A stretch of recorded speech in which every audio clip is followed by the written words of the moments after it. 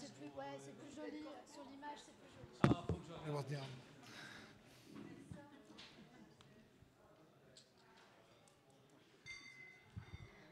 So, are we ready? Yes? Everyone is okay? Yeah? Raise your hand if you are. Okay, good. Good, good. So maybe we can shut the door. I think it's okay. Oh. So we have 3 hours together. Welcome.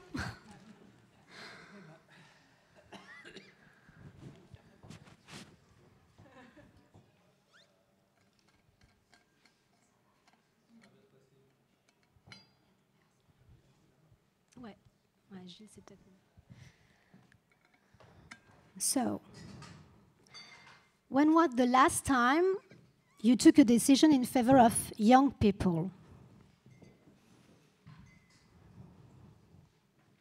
Was it this morning, when you chose the temperature of your chilled milk? Or a week ago, when you decided of the location of your family holidays? Or a month ago, when you refused your son to go out because of his bad report card? A year ago, when you promoted this young woman to a job she didn't really want, and since she has resigned. Making a decision for youth has many, many characteristics and many effects as well. Not just on an individual side, but also on the society, like a system.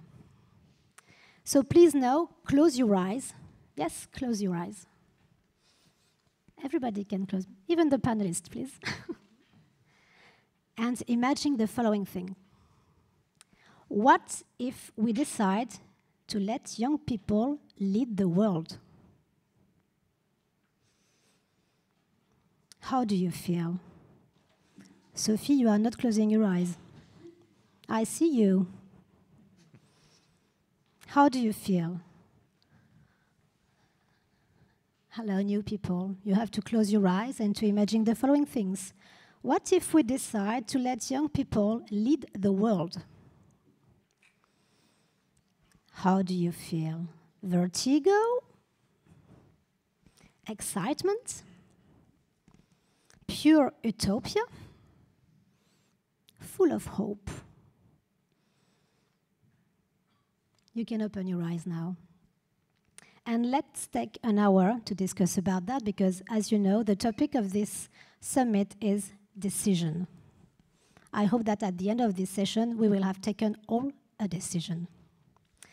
I'm Elsa da Costa Grangier. I'm the director of Ashoka France, and I have the honor to moderate this panel with my fantastic and exceptional panelists, known all over the world, or just after this session they will be. So first is Gilles Vermeaux-Desroches, Senior VP Corporate Citizenship for Schneider Electric. Boris Razon, Editorial Director of Arte France, this European public media. Baudouin Baudru, Deputy Head of Unit Health, Education and Culture at the European Commission. Maël Roudot, founder of Quid Media, media dedicated to environmental issues and solutions, and you created a pedagogical kit for teachers to help them teaching environmental issues. Yes? With a systemic approach at elementary school, and your Ashoka Young Changemaker. Victor Kelikini, 7 years ago, you founded your NGO, All for Trees, fighting against deforestation, and you're founder of Relais des Jeunes, we will talk about that later, and you're a student in environment, and you're also Ashoka Young Changemaker. Thank you for being there. Thank you. And now we want to know more about you in the audience. I have several questions to ask you, and when you recognize yourself, please raise your hand or even stand up. As a disclaimer, don't take my question personally. Who is under 30? Please stand up. Who is under 30 in the room? Okay, thank you. Don't take it personally. Why are you there? It's because you are wondering what could be the best way to amplify voices of young people?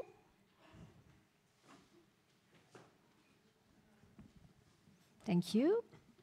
Because you want to connect it to young changemakers?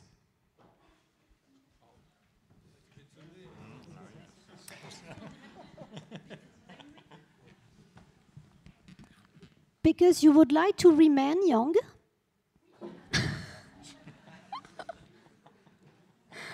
Or because you're absolutely fan of Gilles Vermeau-Desroches, Maël Roudot, Boris Razon, Baudouin Baudru, Victor Kilikini? Or me? No. I tried. Okay, let's... Thank you. Some gratitude shower, it's always nice. So, first question for you, Baudouin. You are Deputy Head of Unit Health, Education and Culture, as I said before, for the European Commission. And we are still in what you called the year of youth at a European level. What have you learned over this year, and how can we explain the record of abstention rates of young people over the last different elections, when more and more young people are involved in association, in the civil life? What is the problem with this expression of citizenship at a European level? Yes, it's an essential question that the Commission is asking itself every day, because a political project like the European Union must be built up with the young generation, of course.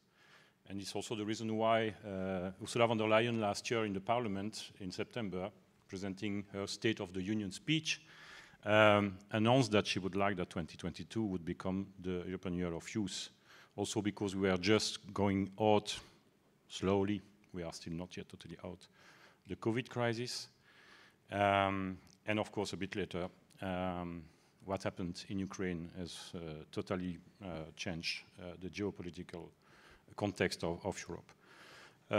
But back to the youth and why the youth is considered as not being motivated anymore to vote. Actually, when you organize interviews, you have this impression that indeed the young people are not anymore interested in what I would call the classical democratic system, where you vote for people who will represent you, form a majority against an opposition, and decide of a government program, etc. On the other hand, we see also that young people are very, very active in different ways, being member of a volunteering organization, of youth organization, going on the streets just to say, no, enough is enough. What's going on with the climate now, it's really our future that is at stake. And then we can think, okay, election is not for the young people anymore. But when you organize a survey, like the Eurobarometer flash survey of the beginning of this year, in the framework of the European Year of Youth, you get a slightly different picture. Actually, there were two main questions in particular that I identified. The first indicator that says that the European Year of Youth would be a success. What would it be for the young participant? And what they say is that the decision makers are listening to the young people and act on what the young people tell to them. And the second question is what the youth consider most effective to let their voice heard. And the first answer, with 39%, is voting for local, national, and European elections. That means that maybe our impression is not totally right, but we should probably develop more and more the kind of citizens' participative systems, like the Conference on the Future of Europe, like other convention on the climate in France and in Ireland, etc., just to give more space, public space for the youth to express themselves and to articulate a little bit their vision on the future. Therefore, the European Year of Youth, we think in the Commission, was a good approach. We have reached out to 150 million people, not only young people, but 150 million, it's a lot, not only physically, also online. And I think we have to combine the new form of active citizen participation but still to organize elections, because otherwise you cannot implement what you have decided to promote. And I think one aspect, very concrete one, and I stop there, is that the young people should also engage not only by going to vote, but also as being candidate for being elected. One question to you: how many members of European Parliament are younger than 30 years old? Let's play true or false. Do you want Baudouin? Because I have something for you the have people. that? Yeah, okay. I have that. So I come back to that. No, but we can play now. Yeah? Let's play true or false. You agree? Okay.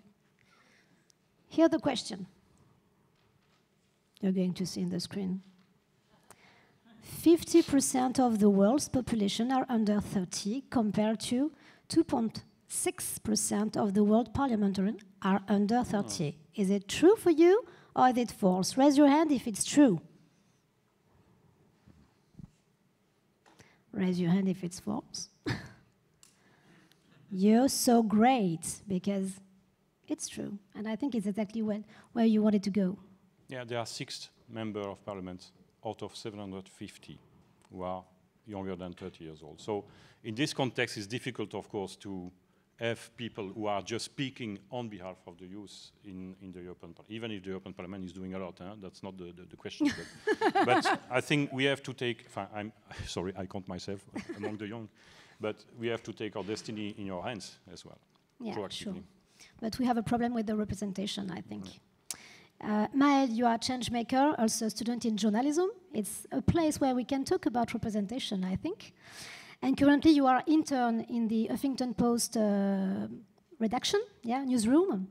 You speak as a young person committed to environment as well, but also as a future observer of the world because of your journalism study. How do you perceive the representation of young people in the media? And you recognize yourself? Is it working? Yes. Yeah. I think the representation of youth in media is based on 2 things.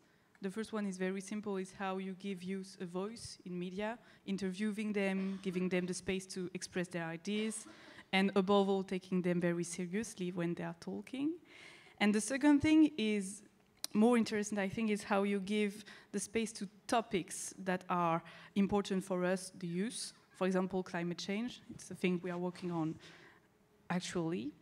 And it's already the case in digital media because they have a young audience, but not so the case in traditional medias.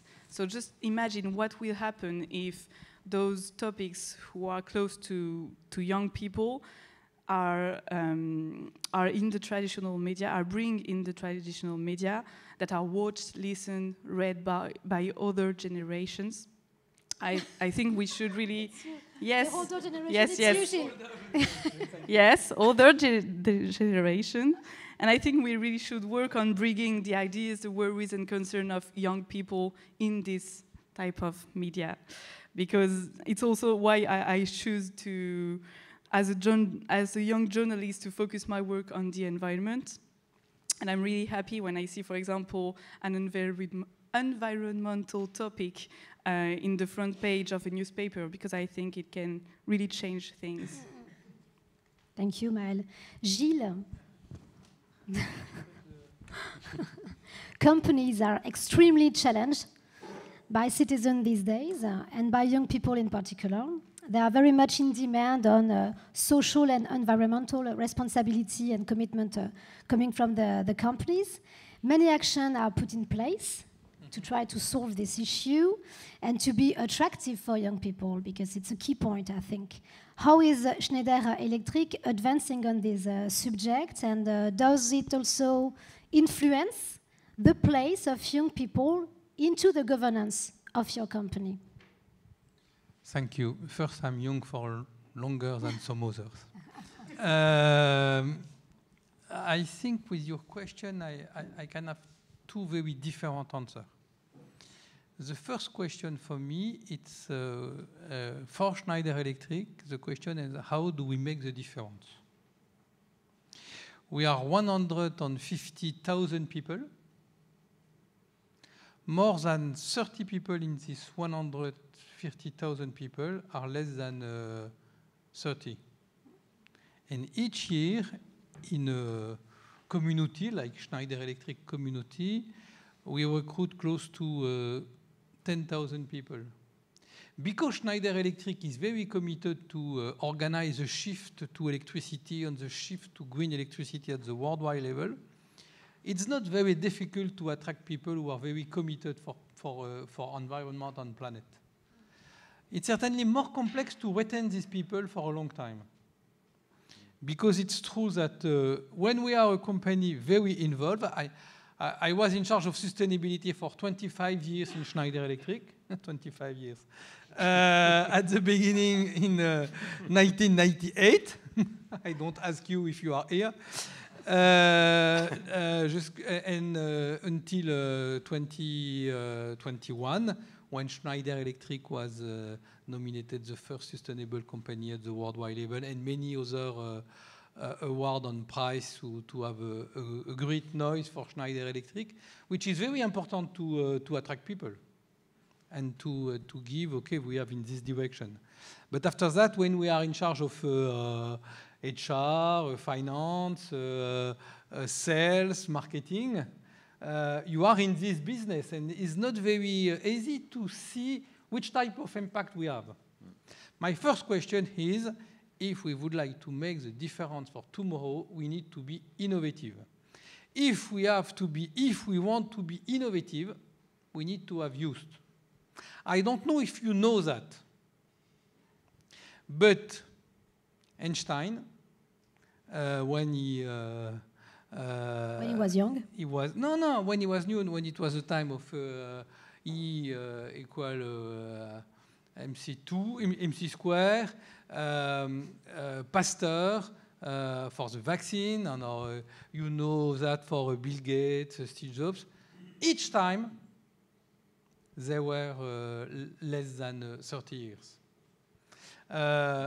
When we are speaking about vision, theoretical vision, Nobel Prize, it's more with people close to my age. When we are speaking about the people who are able to change something in the manner to live, to eat, or to organize transportation, or many things, there are very often people between 20 and 30. If a company would like to be innovative for tomorrow, we need to have youth, we need to be attractive, and today, to be attractive, especially about the youth who are committed for the future of the planet, who are sure that we are able together to change the story of climate change, we need to be committed as a company is a full ESG questions, not only environment, and it's why today my job it's in charge, you have that, I'm corporate citizenship senior vice president of Schneider Electric. Why? It's because for us, when we are speaking in 2022 about sustainability, in general, we are speaking about carbon and climate. Sure, it's the topic of the century. But if we take care only to this topic, and not about the human transitions, and not about the transition of Schneider Electric people with the refresh of their skills, or the ability to change the people, and not only the solutions, certainly that will be not the good way to accelerate the transition. It's why we use this word citizenship. It's more global than only sustainability, because today sustainability, it's only about climate. I know that climate is the topic of the century, but it's not enough to be innovative in terms of technology. We have to take care of people and to embark people on this topic. Donc, that's my first answer about your question. Do you have another one? We need sorry, the second way. Very quick one, please. We need to increase, for a company to continue to be innovative, to organize dissemination of the vision, commitment, and so on, to have a lot of youth and to choose the youth who are very committed about this topic. And it's why we have a specific KPI in Schneider Electric to double between 2020 and 2025 the number of youth who are in internship, apprenticeship, and PhD in Schneider Electric at the worldwide level. The second topic, and I will speak more about this second topic after, we are not alone. Just today, we are in a time where the number of people between 15 and 25 is the biggest in the history of the world, more than 1.5 billion people. And if we don't take care to the youth who are at the bottom of the pyramid, in developing countries, or if we are not here close to these people to transfer skills, to embark these people in the place where we are now, certainly the future will be very bad for everybody, at the first level for these people, but at the end for all the people. We are all in the same planet and only one planet. And it's why Schneider Electric is very committed to transfer skills to people at the bottom of the pyramid everywhere. We have such type of people in each society, in Belgium, in France, and so on. I can have a lot of examples, but it's true in South Africa, South America, and in Asia. And we have a strong goals together, a challenge, and today it's Giving Tuesday, where we involve in a lot of Schneider Electric people, because it's not a question of youth only, it's a question of intergeneration, mentorship, where we win all together. And the second goal, to be precise, not only to speak, we would like to train 1 million people at the bottom of the pyramid before 2025. It's more than 150,000 people each year in more than 400 commitments. Patricia, who is here, is in charge of that with some other people in my team. And I think we need to have these two actions, not only to be very dedicated to have a strong relationship with the youth, very involved for the future on the planet, not only to have a caritative vision or responsible vision of the youth, both to be reinforced. Wow. Thank you. So keep in mind that young people need to be heard and seen. So, Boris, do you want to be innovative? As Gilles said before, that means do you want to include more young people? Arte is a European media, extremely committed into the narrative of a society movement, especially regarding the place of youth. Which young audience watches you first? And how does it feed you in your editorial line, if I can say that like that? What are your internal challenges to be at the service of youth? You have 5 minutes. No, no, Okay. just a joke. No problem. Well, as a legacy media, we have a problem because our TV channel, the middle age of our audience is 65 years old. So they are quite old. Okay. That's not working. Yeah. That's not working. No. You are not going to be heard. The audience are not able to hear you. Yeah, I know. That's the truth, actually. So I was saying the audience of Arte on the TV channel, the middle age is 65 years old. So as the original media, we are speaking to people who are very old. So this is the beginning of the problem, because now we developed our platform, Arte.tv. Arte.tv, the middle age of our audience is 52 years old. It's a bit better, but not very good. Therefore, we moved to YouTube, and you can find almost every documentary we produce and broadcast on YouTube. And there we have an audience who is 35 years old, 30 to 35 years old. It depends on the month. So it begins to get better. And then we are producing a lot of content, and it's really, Arte is very innovative from the beginning, and we jumped on the digital age and try to do very specific content for the social media. And then we are currently doing things on Twitch, Instagram, Facebook, and TikTok. And there we reach an audience between 17 to 25 years old. But actually, it's really very difficult to speak the same language to everybody and to produce things with the same budget, if I can say, to every audience and we are talking to. So that's a real interesting point and a real complicated point for us.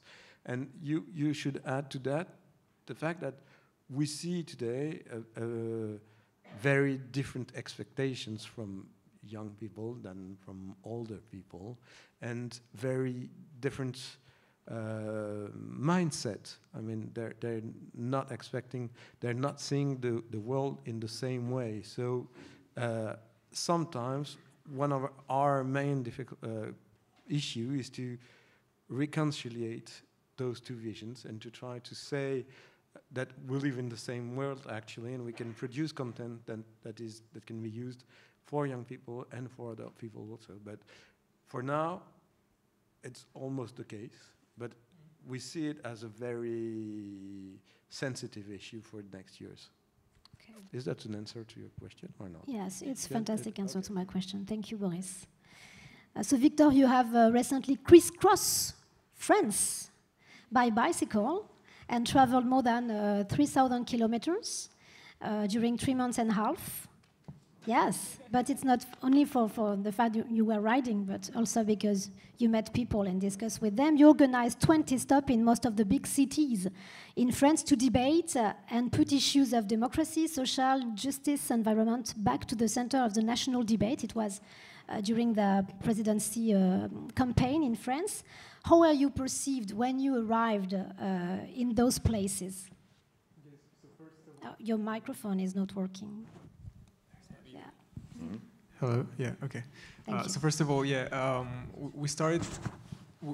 We've been organizing the march in Paris and France for the last 3 years, the climate strikes, and after 3 years and with the elections coming up, we just wanted to rethink the way we were striking, and we thought about something new to kind of put the attention on climate during these elections, and a new way was a very long march. Like other people did in social movements before us, and the goal was to really rethink the way we marched and go and see the people who were suffering the climate crisis and suffering social injustices, but also the people who were creating the new world, creating a sustainable world and a fair one. And so we went from migrants in Roubaix to farmers who were suffering the climate crisis or putting in place permaculture farms. And we started with the goal was to really unite the youth around these subjects and the youth all over France. And we really thought that we were gonna. It was after COVID, so we really thought we were gonna meet so many young people who are active all over France. And actually, we discovered that most of the people in the organization, the local organizations, are people twice our age, and the real youth wasn't quite there. And so we understood that, okay, maybe there's no one youth, maybe there's different youth. Of course, the majority of us, we are aware of the climate crisis, we are aware of the ecological disaster that's going on. 59% of young people, according to the Lancet Planetary Health, are considered as themselves worried or very worried, extremely worried by the climate crisis. And yet we are also the youth who was born in consumerism and overconsumption and globalization, where it's easier to order something on the internet that comes from China than to go and buy a baguette at the bakery, and so we discovered that there were a lot of things we need to do with the youth. Not only we understand that there's a thing, and a lot of things loses meaning working in a company that doesn't take in consideration these stakes. Loses meaning for us, but there's also a lot of things that we have to do, and so we need to be careful when we talk about youth. Which youth we are talking in? Are we involving everybody? How do we talk about climate in places where social injustices are so big? There are a lot of stakes there. Thank you, Victor. We feel that there is a place to cooperate between all of you, for sure, but it's not so easy, and maybe it's a key point to try to define what could be a bridge to try to avoid this it's very difficult to say. Intergenerational gap. It's easier in French, I think. So, Baudouin, more than 2/3 of people across all age groups agree that more opportunities for younger people to have a say in policy change would make a real difference and would have this system better. How does it work at your level? Is it easy for the European Commission to answer the demands of these young people, this priority, this expectation, including the fact that the consideration of young in the shaping policy could make a real difference? Mm-hmm. Actually, there are different questions in your question. So, but I will concentrate now on the possibility for the youth to express themselves and to be heard, let's say. The way we respond afterwards to that is even more important, but I come back maybe in the third questions round. Actually, at the Commission level, we have already, before the Conference on the Future of Europe, developed a lot of entry points for citizens, but also for the youth to express their views. And in particular, regarding the youth, we have in the framework of the EU youth strategy, this what is called the youth dialogue, which is a system of a series of meetings between young participants and decision makers around, let's say, three main kind of objectives, which are engage, connect, and empower the youth. Discussing about 11 priorities that the youth itself has selected, like mental health and well-being, like inclusiveness in society, quality learning, and so forth. These discussions are really leading to specific orientations in policy making in the Commission. It is feeding actually the reflection leading to what we call the annual work programs of the Commission. As you know, I think you are more or less aware about the fact that the Commission in the European Union governance is the institution which is actually proposing things. So our role is essential because the Parliament and the Council cannot propose policy initiative. The Commission is doing that. So the way we are consulting the youth is essential indeed, and the way we are taking account of what they have said is essential. So we have developed before and during the European Year of Youth different instruments, different platforms, such as the Youth Talks, the Have Your Say portal, the European Youth portal, Voice Your Vision digital platform by which the young participant can organize a discussion among themselves and publish all that in a structured way, of course, so that something comes out very clearly at the end of the discussion. And we have organized this year, on the request of the President's Cabinet, 26 policy dialogue between each member of the Commission, except the President, and a group of young participants representing the European diversity, but even beyond that. For instance, this morning I attended a policy dialogue of such a group with Commissioner Urpilainen, responsible for international partnership, and we had around the table also young people from Zimbabwe and Ethiopia, and it was very dynamic. And so actually the outcome of that for each commissioner is not to reply to the question of the young participant, it's to identify which solutions they are proposing should be taken into account for the design of future policy. Yes, but Baudouin, could they participate to the setting of the solution within the policy? It's not only about giving your views or opinion, etc. Is it possible? Is there a place in the shaping of the policy to include young people for doing things? There is a place, but it's not, as we speak, not working, in my view, sufficiently well. And we will maybe speak later on the famous EU youth test. I don't know whether you are aware of that. This is a concept proposed by the European Youth Forum, which is basically that when the Commission is preparing a legislative proposal on whatever, and that is important, whatever, because we are doing that, we are involving the youth when we propose a new program for Erasmus, for instance. It's obvious. But if we prepare an initiative on energy policy, for instance, we are not necessarily taking into account the impact of our proposal on the youth and on the next generations.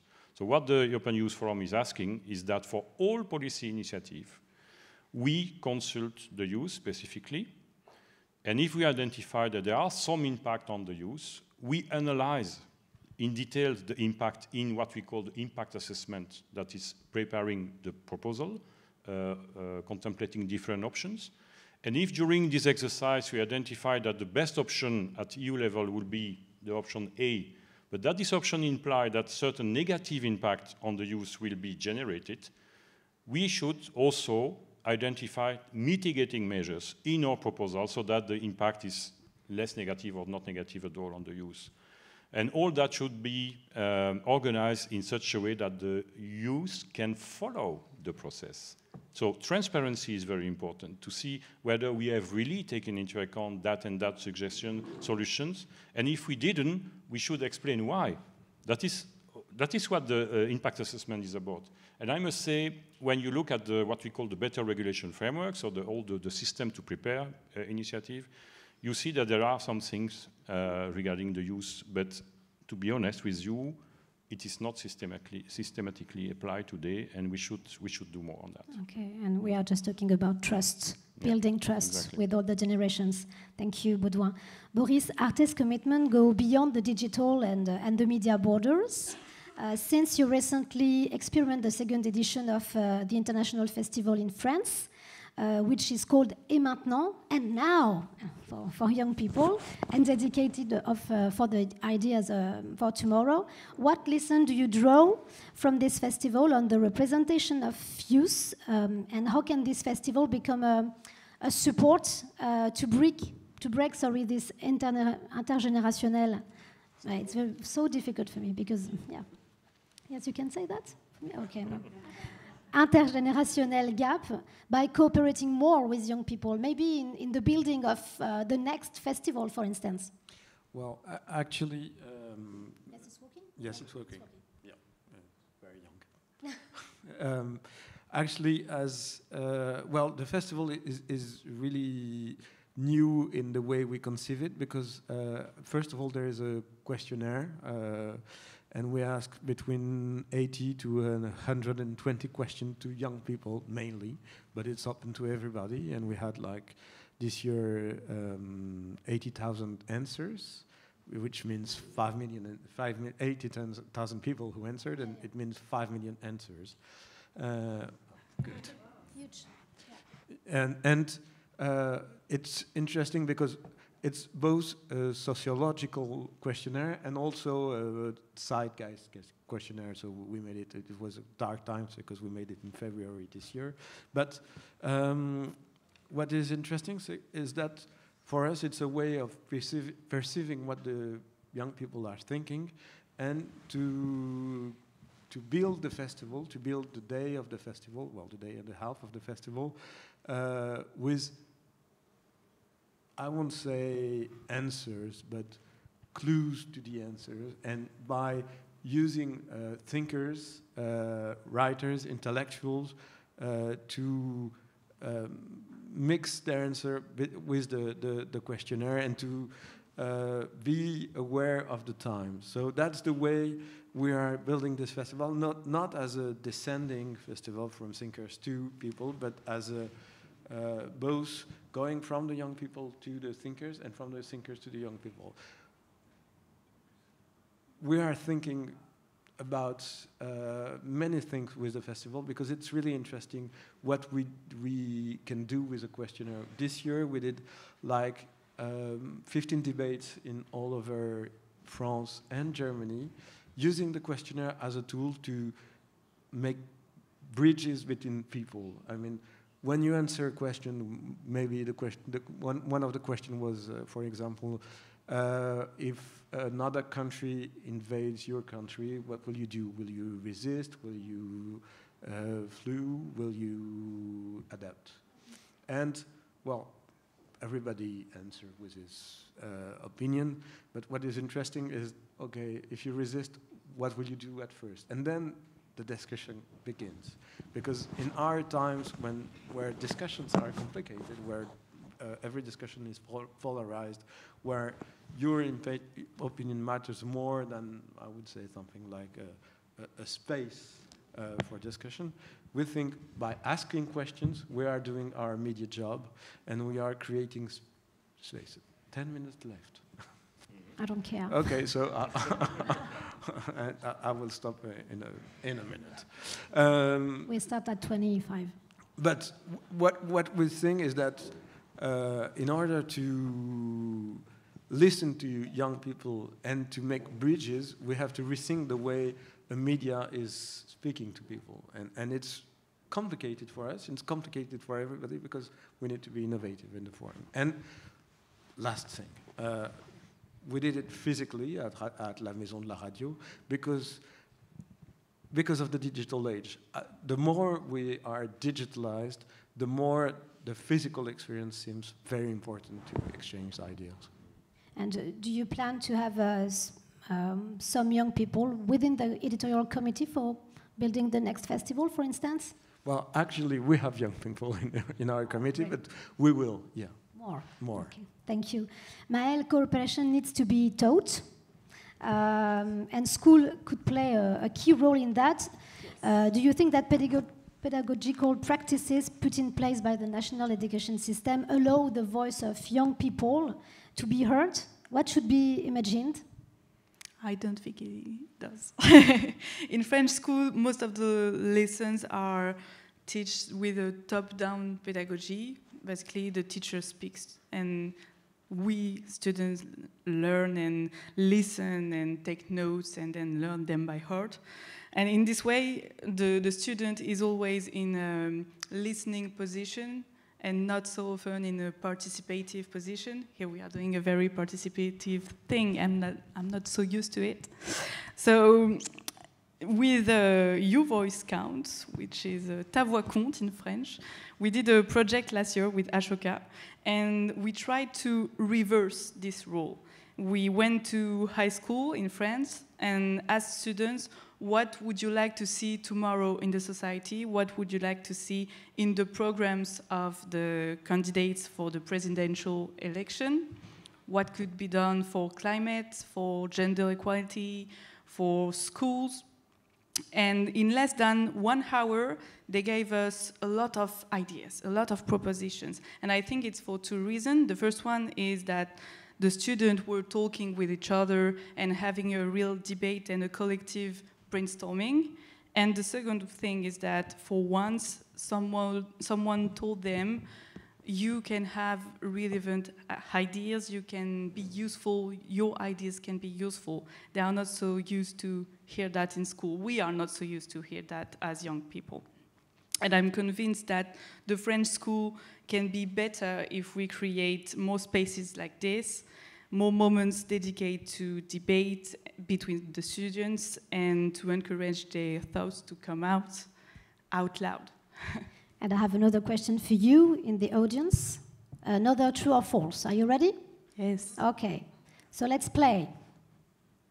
True or false? 35% of kids entering elementary school will do a job that does not exist yet.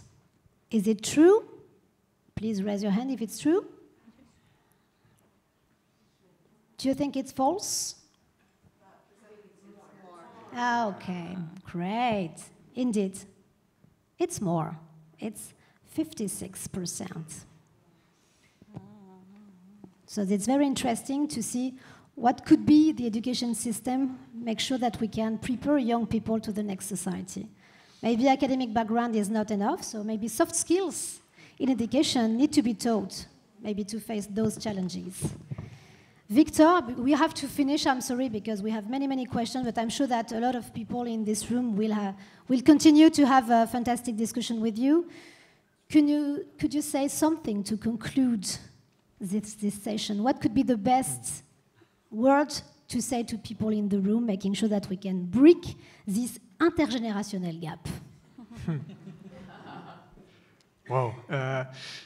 No, what I wanted to say maybe is this. We as young people, and I'm going to talk from my experience with, for example, Ashoka, when we start to understand what is happening with the climate crisis and the ecological crisis, because we talk about a lot about climate, but not enough about biodiversity, which is as important.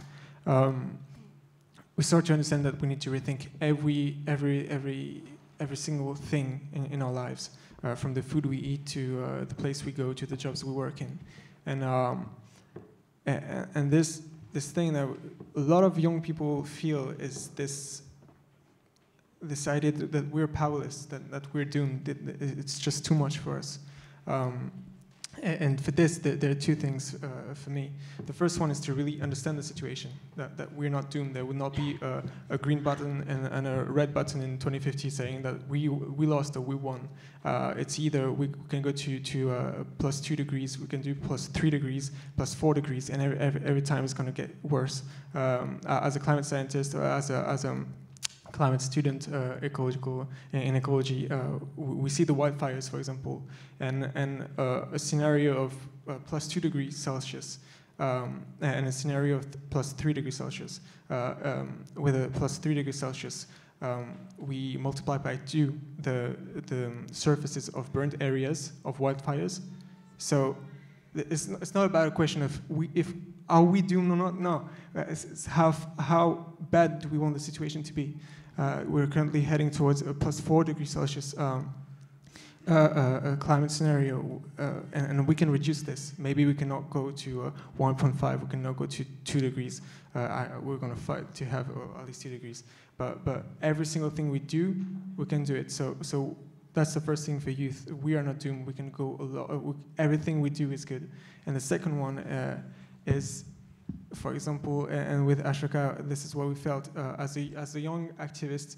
Sometimes we feel like we're not legitimate to talk about these issues. We don't know if we know anything about the world, and then we have people from other generations that just come to you and just say that, yeah, it is true. You need to speak up and you need to talk about this, and this is what we did with Your Voice Counts. And it's really important to include the young generation, especially for both of us, like other generation that has a lot to learn from us, and this new vision, and the fact that we're talking about rethinking things, and I feel like the youth has a lot of imagination, so we need to use this. But we as young people, we do need you guys to also to see what we can do and actually how we can do it. There's a lot of prejudice about the European Commission, about companies, and I'm not saying that companies are doing great things. There are a lot of bad things, but I think we really need to understand how it works so that we can use our energy, especially as young people. We have a lot of energy and sometimes to put in this transformation. We just need things to do, and a lot of young people just feel powerless because they don't know what to do, and so we need to work together for this. Thank you, Victor. Well, we have 3 minutes left, so I have another question for you. A last, true or false? If you're ready, and maybe Gilles, you can add something with this, true or false. 40% of Ashoka Fellows first join someone else's initiative to create a solution to a social problem before the age of 21. Is it true or is it false? True, you say true? True, true. Yes, raise your hand. You are sleeping? No. Okay, false? Okay, and it's really, really more because it's 68%. It's just to show you the correlation between the way of changing the system and the way we are young. So maybe, Gilles, you can add something about that, but I give you the microphone, you're on. This one is the working, question. Yeah. The question is, how do we support this first impact that these people would like to have? About the previous question, you know, is not new. I'm engineer in electronic.